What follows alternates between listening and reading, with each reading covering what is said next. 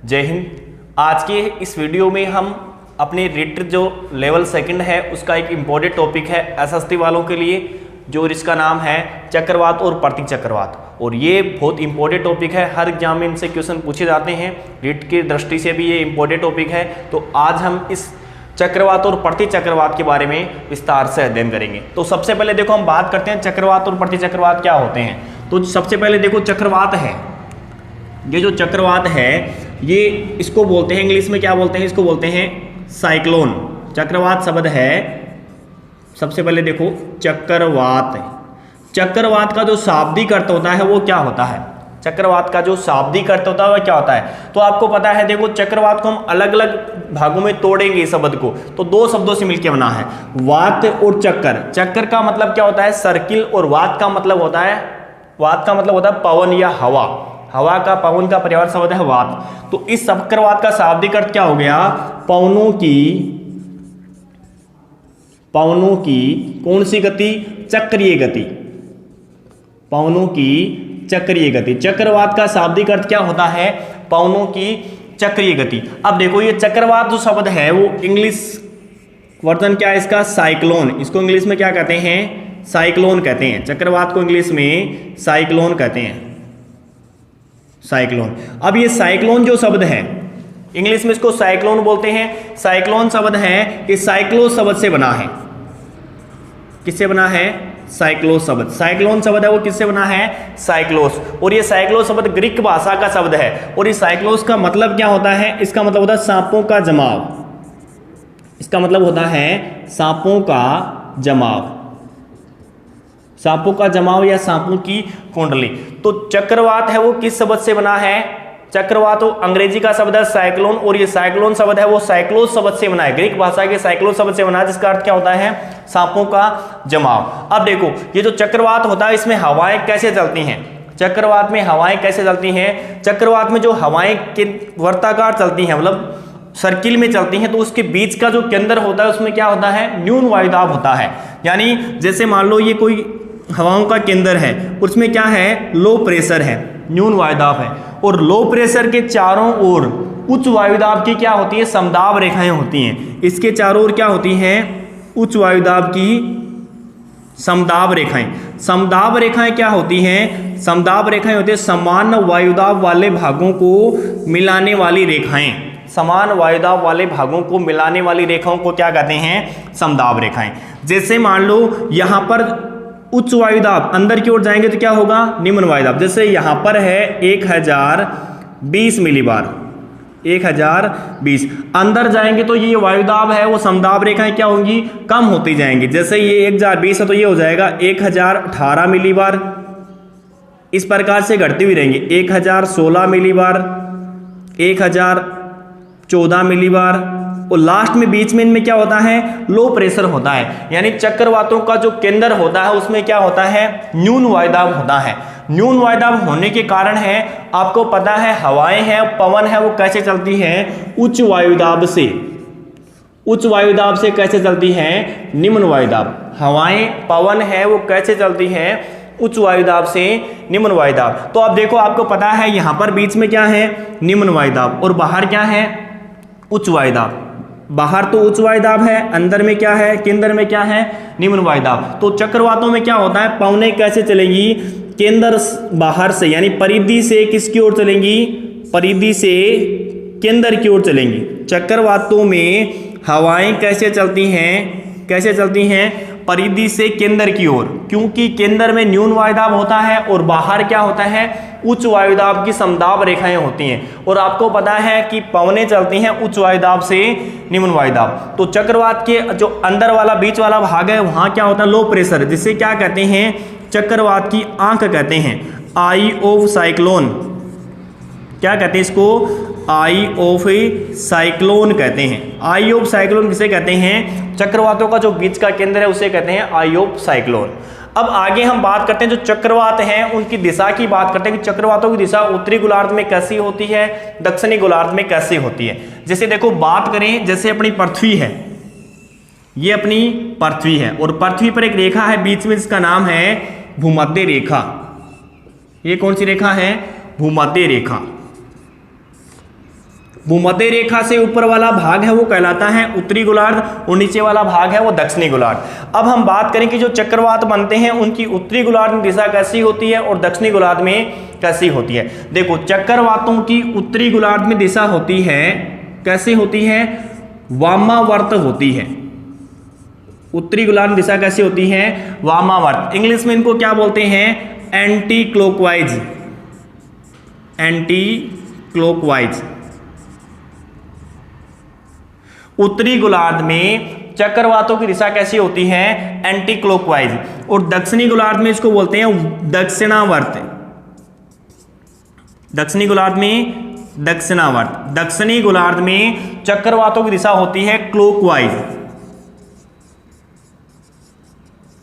आपको पूछा जाए कि उत्तरी गोलार्ध में चक्रवातों की दिशा कैसी होती है तो एंटी क्लॉकवाइज, और दक्षिणी गोलार्ध में कैसी होती है, क्लॉकवाइज। तो देखो ऐसे अगर समझ में नहीं आता है तो ये ऊपर वाला कौन सा गोलार्ध है, ये ऊपर वाला गोलार्ध है नॉर्थ यानी उत्तरी गोलार्ध है ना, और ये दक्षिणी वाला कौन सा गोलार्ध है, साउथ। अब इसमें देखो ये जो पवनें आ रही हैं, इसको इस एन को इधर से, तीर को इधर मोड़ दोगे आप और इस तीर को इधर, यानी इस गोलार्ध में पवनें कैसे चलती हैं, इस प्रकार से चलती है, ऐसे ऐसे। चक्रवातों में इस गोलार्ध, कौन सा गोलार्ध है, उत्तरी गोलार्ध, और उत्तरी गोलार्ध में पवनें कैसे चलती हैं, इस प्रकार। और ये दिशा कौन सी दिशा हो गई, क्लॉकवाइज, सॉरी एंटी क्लॉकवाइज। उत्तरी गोलार्ध में चक्रवातों की दिशा कैसी होती है, एंटी क्लॉकवाइज होती है। दक्षिणी गोलार्ध में ये देखो ये एस जहां खत्म हो रहा है उसके आगे ऐसे मोड़ दो, इसको भी ऐसे कर दो, तो इस गोलार्ध में कैसे चलेगी, देखो पवनें इस प्रकार से चलेगी। यानी दक्षिणी गोलार्ध में चक्रवातों की दिशा कैसी होती है, क्लॉकवाइज होती है। उत्तरी गोलार्ध में कैसी होती है, एंटी क्लॉकवाइज होती है। अब देखो ये तो हो गए चक्रवात। अब हमारी पृथ्वी पर जो चक्रवात होते हैं उनको दो भागों में बांटते हैं। पृथ्वी पर जो चक्रवात होते हैं उनको किस साथ कितने भागों में बांटते हैं, दो भागों में बांटते हैं। दो भागों में बांटने से किसके आधार पर बांटेंगे, अक्षांशों के आधार पर इनको कितने भागों में बांटा गया है, दो भागों में। दो भाग कौन से हैं, एक तो होता है उष्ण कटिबंधीय चक्रवात, एक तो कौन सा होगा, उष्ण कटिबंधीय चक्रवात, और दूसरा कौन सा होगा, शीतोष्ण कटिबंधीय चक्रवात। उष्ण कटिबंध का मतलब क्या होता है, देखिए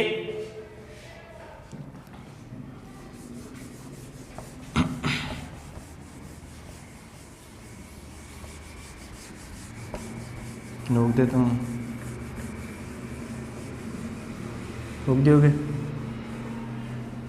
तो जो अक्षांशों के आधार पर चक्रवातों की बात करें तो अक्षांशों के आधार पे उस चक्रवातों को कितने भागों में बांटा गया है, दो भागों में। देखो अलग अलग पार्टीशन में हम पढ़ेंगे चक्रवातों को कितने भागों में बांटते हैं, दो भागों में। एक चक्रवात होता है उसको बोलते हैं उष्ण कटिबंधीय चक्रवात। कौन सा चक्रवात है, उष्ण कटिबंधीय चक्रवात। देखो उष्ण कटिबंधीय चक्रवात, और दूसरा कौन सा होता है, शीतोष्ण कटिबंधीय चक्रवात, शीतोष्ण कटिबंधीय चक्रवात। चक्रवातों को अक्षांशों के आधार पे कितने भागों में बांटा गया है, दो भागों में, उष्ण कटिबंधीय चक्रवात और शीतोष्ण कटिबंधीय चक्रवात। देखो उष्ण कटिबंधीय चक्रवात है वो किस क्षेत्र में आते हैं उसकी बात करते हैं। तो उष्ण कटिबंध देखो हमारी पृथ्वी पर कौन सा भाग है, जैसे ये अपनी पृथ्वी है, ये अपनी पृथ्वी है, और इसमें ये ऊपर वाली रेखा कौन सी है, कर्क रेखा है, और ये कौन सी है, मकर रेखा है। इनका जो बीच वाला जो भाग है उसे कहते हैं उष्ण कटिबंध। ये कौन सा भाग है, उष्ण कटिबंध। तो जो इस क्षेत्र में जो आते हैं चक्रवात आते हैं उनको क्या कहते हैं, उष्ण कटिबंध चक्रवात। और उष्ण कटिबंध चक्रवात देखो कहां से कहां आते हैं, बीच वाला जो भाग होता है 5 डिग्री से 5 डिग्री वाला भाग, वहां पर चक्रवातों की उत्पत्ति नहीं होती है।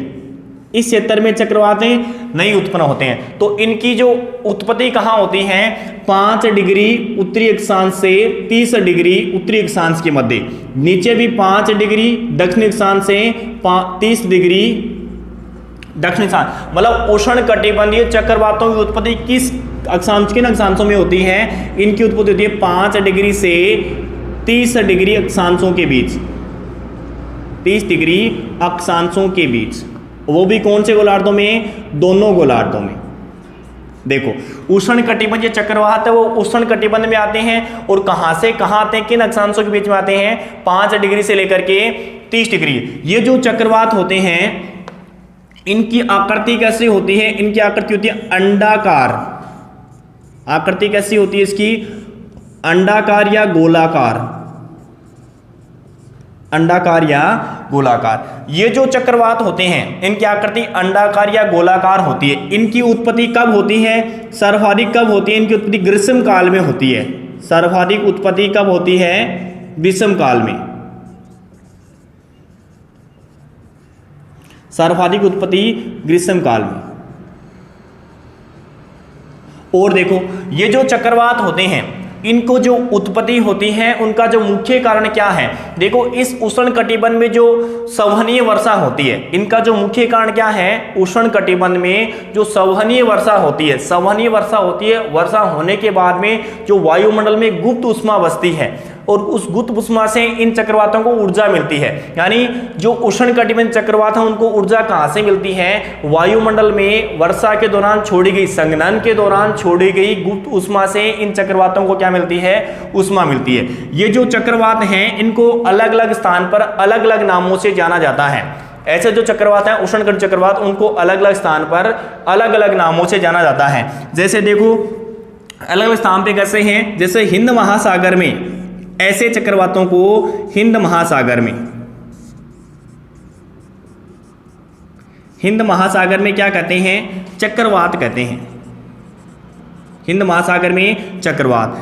चीन सागर और जापान सागर में, चीन और जापान, चीन और जापान सागर में क्या बोलते हैं, टाइफून बोलते हैं।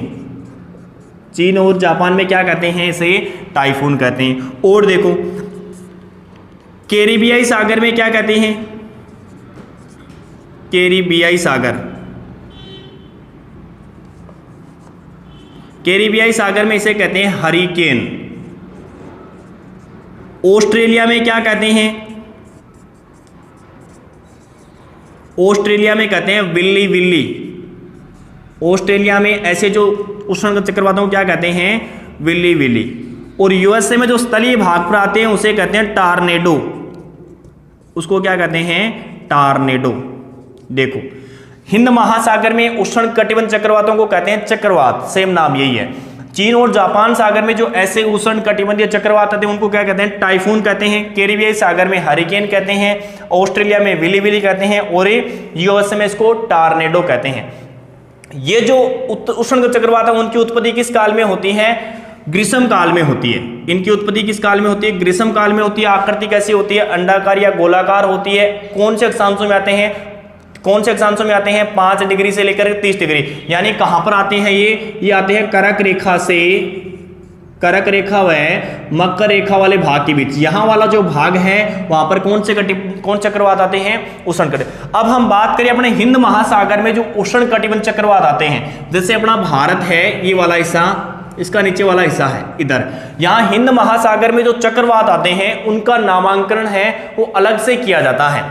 यहां हिंद महासागर में चक्रवातों का नामांकन है उष्ण कटिबंध चक्रवातों का, वो 2004 के बाद में, 2004 के बाद में इसका नामांकन वो कितने देश मिलके करते हैं, 8 देश मिलके करते हैं।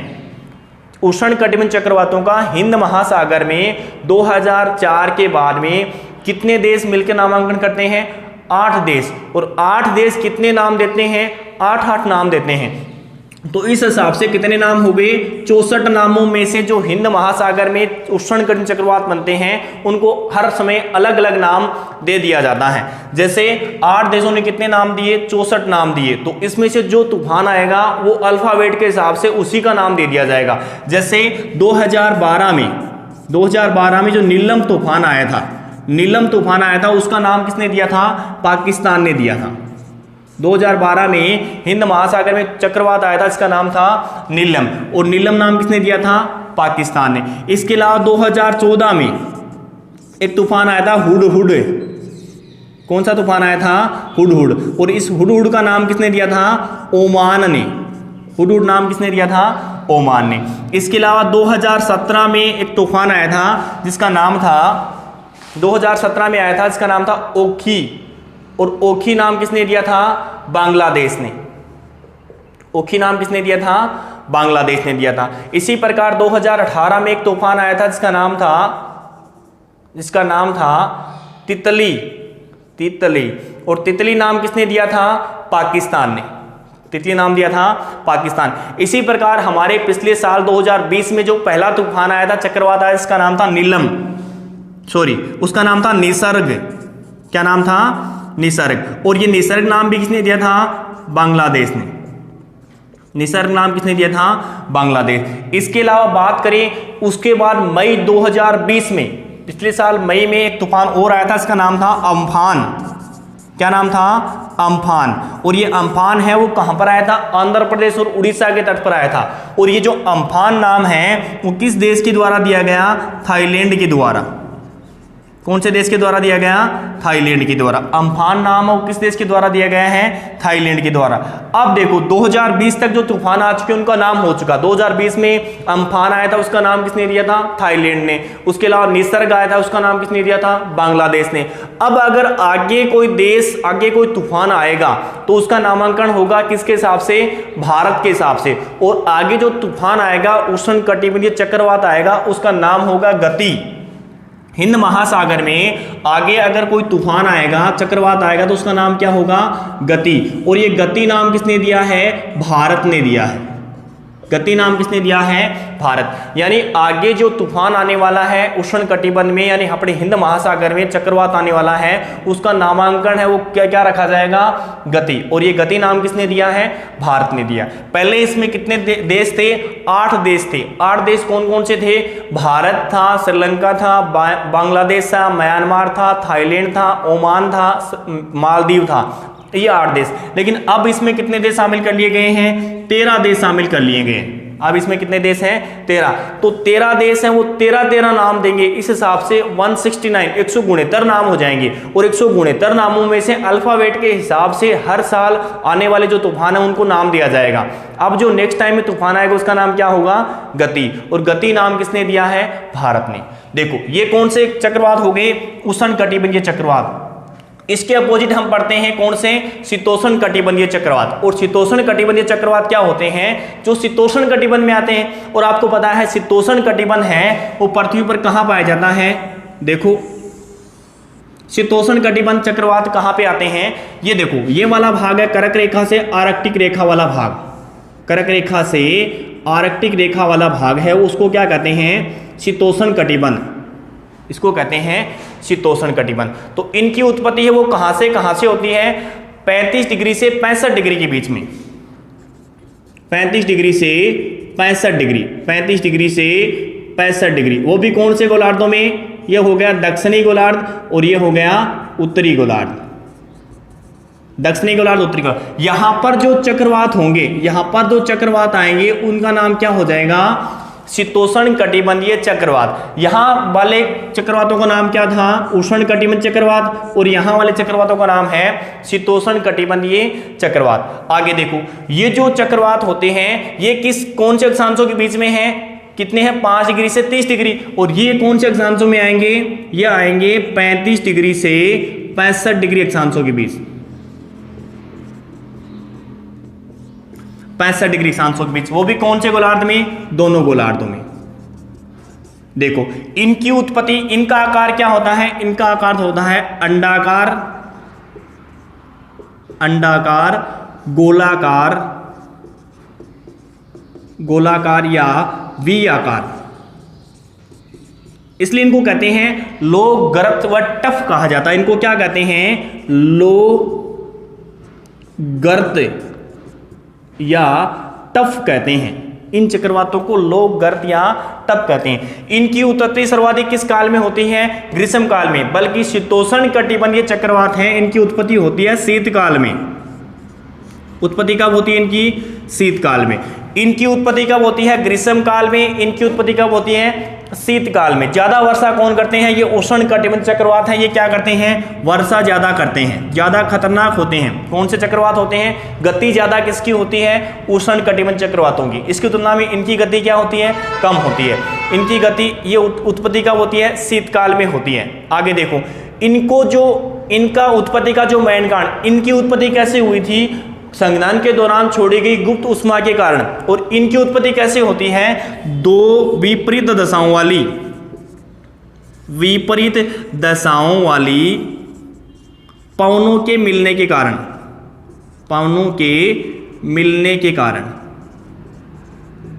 देखो, दो विपरीत दशाओं का मतलब क्या हुआ कि इस क्षेत्र में ऊपर देखो यहां से पवनें आती हैं गर्म और ठंडी। जब दो विपरीत दशाओं वाली पवनें आती हैं, एक होती है गर्म पवन, एक होती है ठंडी पवन, और गर्म और ठंडी पवन दोनों आपस में टकराती हैं तो उनमें क्या होता है, एक चक्कर सा बन जाता है। उनमें क्या होता है, क्योंकि गर्म पवन होती है वो हल्की होती है और ठंडी पवन क्या होती है, भारी, तो उसके वो अंदर घुसकर क्या बनाती हैं, एक चक्कर बनाती हैं। तो शीतोष्ण कटिबंधीय चक्रवातों की उत्पत्ति है वो किसके कारण होती है, दो विपरीत दशाओं वाले पवनों के मिलने के कारण, और इसकी उत्पत्ति होती है वर्षा के संघनन के दौरान गुप्त ऊष्मा से।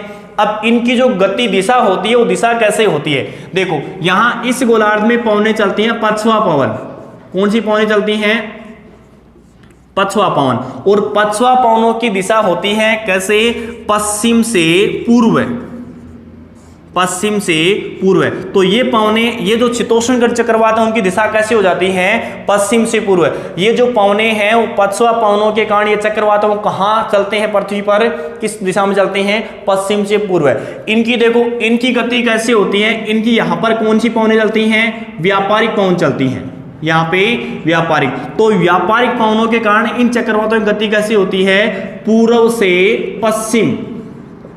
इनकी गति, इनकी दिशा कैसे होती है, पूर्व से पश्चिम, क्योंकि कौन से हवा चलती है इन अक्षांशों में, व्यापारिक पवन, और व्यापारिक पवन की दिशा है वो पूर्वी क्षेत्र से इधर पश्चिम की ओर जाते हैं, तो उनकी दिशा कैसे हो जाएगी, पूर्व से पश्चिम। इसके विपरीत इन अक्षांशों में पछुआ पवनें चलती हैं, और पछुआ पवनों के कारण शीतोष्ण कटिबंधीय जो चक्रवात होते हैं उनकी दिशा कैसे हो जाती है, पश्चिम से पूर्व हो जाती है। और देखो, ये जो चक्रवात होते हैं वो ज्यादा क्षेत्र में फैले होते हैं, इनकी तुलना में कम वर्षा करते हैं लेकिन ज्यादा क्षेत्र में फैले होते हैं। इनकी गति भी उष्ण कटिबंध की तुलना में गति इनकी क्या होती है, कम। इनकी गति क्या होती है, ज्यादा होती है, और इनकी गति क्या होती है, इनकी तुलना में कम होती है।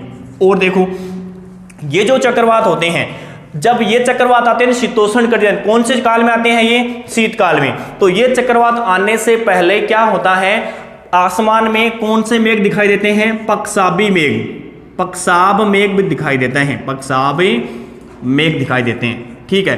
और देखो क्या दिखाई देता है, सूर्य और चंद्रमा, चंद्रमा के चारों ओर क्या दिखाई देता है, प्रभा मंडल दिखाई देता है, प्रभा मंडल। सूर्य और चंद्रमा के चारों ओर क्या दिखाई देता है, प्रभा मंडल दिखाई देता है। कौन से चक्रवातों के कारण, शीतोष्ण कटिबंध चक्रवात। ये जो चक्रवात होते हैं, जैसे देखो भारत में भी शीतोष्ण कटिबंध चक्रवातों से वर्षा होती है। जैसे कहाँ होती है, ये देखो हम जैसे पढ़ते हैं, ये भूमध्य सागर है, थोड़ा मैं बताता हूं, क्योंकि राजस्थान में भी शीतकाल में वर्षा होती है जिसे हम मावट कहते हैं। और मावट कौन से कटिबंध चक्रवातों से होती है, शीतोष्ण कटिबंधीय चक्रवातों से। अब थोड़ा उसको जानोगे तो आपको पूरा परफेक्ट लग जाएगा कि ये चक्रवात कैसे होते हैं और कैसे चलते हैं। जैसे देखो, ये अपना अफ्रीका महाद्वीप है, ये अफ्रीका महाद्वीप है, इधर शीतोष्ण कटिबंधीय चक्रवातों का एग्जाम्पल दे रहा हूं मैं, सबसे अच्छा एग्जाम्पल है शीतोष्ण कटिबंधीय चक्रवातों का। यहां देखो इस प्रकार से बना हुआ है, थोड़ा सा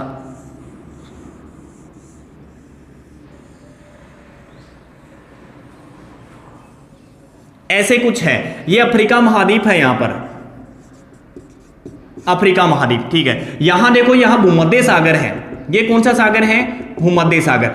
और भूमध्य सागर कौन से कटिबंध में आता है, भूमध्य सागर। भूमध्य सागर आता है शीतोष्ण कटिबंध में। भूमध्य सागर कौन से कटिबंध में है, शीतोष्ण कटिबंध में है। इसका मतलब भूमध्य सागर में कौन से चक्रवातों की उत्पत्ति होगी, शीतोष्ण कटिबंधीय चक्रवातों की उत्पत्ति होगी। अब ये चक्रवात यहां से चलते हैं, तो देखो इन चक्रवातों की दिशा कैसे होती है, शीतोष्ण कटिबंध में जो उठते हैं यहाँ, क्योंकि यहां से कर्क रेखा जाती है इस प्रकार से, और कर्क रेखा वाला भाग, ऊपर वाला भाग क्या होता है, शीतोष्ण कटिबंध। तो ये भूमध्य सागर कौन से कटिबंध में, शीतोष्ण। इस क्षेत्र में कौन से चक्रवात उठेंगे, शीतोष्ण कटिबंधीय चक्रवात। यहां भूमध्य सागर में जो चक्रवात उठते हैं उनकी दिशा कैसी होती है, कैसी दिशा होगी, पश्चिम से पूर्व दिशा। इसका मतलब यहां से जो चक्रवात हैं और चक्रवातों की उत्तरी गोलार्ध दिशा कैसी होती है, एंटी क्लॉकवाइज। इसका मतलब यहां से जो चक्रवात उठेंगे ना वो ऐसे चलेंगे, कैसी दिशा होती है, एंटी क्लॉकवाइज। ये शीतोष्ण कटिबंधीय चक्रवात कौन सी दिशा में चलते हैं, पश्चिम से पूर्व चलेंगे, यहां से इस क्षेत्र में चलते हैं, और ये बड़े क्षेत्र को घेरते हैं, ज्यादा क्षेत्र में फैले होते हैं इस प्रकार से। तो यहां से देखो कौन से चक्रवात चले हैं, भूमध्य सागरीय शीतोष्ण कटिबंधीय चक्रवात। और ये जो चक्रवात होते हैं ये कौन से काल में होते हैं, शीतकाल में, और शीतकाल में यहाँ होने के कारण यहाँ पर अपना तो राजस्थान है, दिल्ली है, हरियाणा है, पंजाब है, यहाँ पर इनसे क्या होती है, वर्षा होती है। यहाँ पर क्या होती है, वर्षा। ऐसी जो शीतकाल में वर्षा होती है शीतोष्ण कटिबंधीय चक्रवातों को, उनको राजस्थान में क्या कहते हैं, मावठ कहते हैं, मावठ। तो मावठ कौन से चक्रवातों से होती है, शीतोष्ण कटिबंधीय चक्रवातों से होती है। अब इनको इधर से देखा जाए, अगर यहाँ पे खड़े होकर देखा जाए तो ये कौन सी दिशा से आ रहे हैं, पश्चिमी दिशा से, इसलिए इन चक्रवातों को क्या कहा जाता है, पश्चिमी विक्षोभ कहते हैं। यानी मावठ किससे होती है, पश्चिमी विक्षोभ से। तो वो था उष्ण कटिबंधीय चक्रवात और ये है शीतोष्ण। दोनों को कंपैरिजन कर लिया, ये होता है उष्ण शीतोष्ण और ये होता है शीत। इनकी उत्पत्ति ग्रीष्म काल में, इनकी उत्पत्ति शीतकाल में। इनकी गति ज्यादा होती है, इनकी गति कम होती है। इनकी उत्पत्ति का कारण क्या होता है, संघनन के दौरान गुप्त ऊष्मा, और इनका उत्पत्ति कारण क्या होता है, दो विपरीत दशाओं वाले पवनों के मिलने के कारण। तो ये हो गया चक्रवात। अब हम देखेंगे प्रतिचक्रवात। प्रतिचक्रवात क्या होता है, अब हम पढ़ेंगे प्रतिचक्रवात। देखो प्रतिचक्रवात क्या होता है, प्रतिचक्रवात इसको बोलते हैं एंटी साइक्लोन। एंटी साइक्लोन चक्रवातों में बीच में न्यून वायुदाब था, और यहां पर क्या होता है, केंद्र होता है, बीच वाला जो केंद्र होता है उसमें क्या होता है, हाई प्रेशर होता है।